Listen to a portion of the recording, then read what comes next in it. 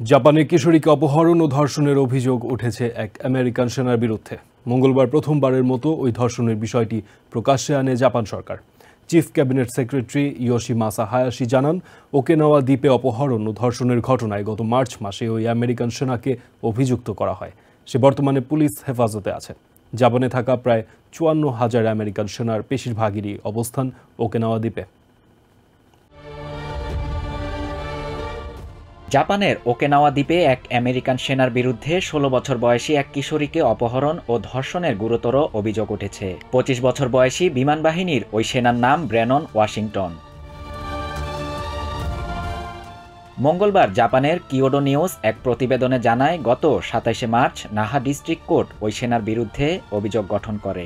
অপহরণ ও ধর্ষণের ঘটনাটি ঘটে গত বছরের ডিসেম্বরে। সংবাদ মাধ্যমটি জানায়, ২০২৩ সালের ২৪ ডিসেম্বর ইয়োমিটানের একটি পার্ক থেকে মেয়েটিকে জোরপূর্বক গাড়িতে তুলে নিজের বাসভবনে নিয়ে যায় ব্রেনন। সেখানেই তাকে ধর্ষণ করে সে।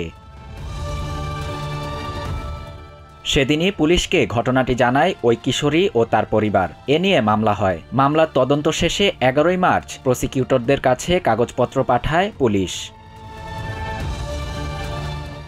এ নিয়ে ক্ষোভ জানিয়েছে জাপান সরকার। শুক্রবার এক সংবাদ সম্মেলনে জাপানের chief cabinet secretary Yoshimasa Hayashi পুরো বিষয়টি জনসম্মুখে তুলে ধরেন। হায়াশি জানান, মে মাসেও ওকিনাওয়ায় এক নারীকে যৌন হয়রানি ও শারীরিক নির্যাতনের অভিযোগ উঠেছে আরেক আমেরিকান সেনার বিরুদ্ধে।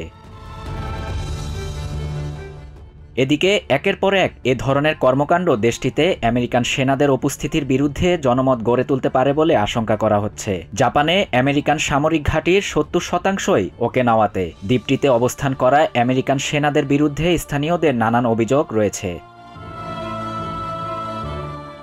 এর আগে ২০১৬ সালে এক আমেরিকান সেনা ওকিনাওয়াতে ২০ বছর বয়সী এক নারীকে ধর্ষণের পর হত্যা করে। ওই ঘটনায় বিক্ষোভে ফেটে পড়েছিল স্থানীয় জনতা। বিচারে ওই সেনাকে যাবজ্জীবন কারাদণ্ড দেয়া হয়। শাহরিয়ার শাফাত, TVN 24 নিউজ ডেস্ক।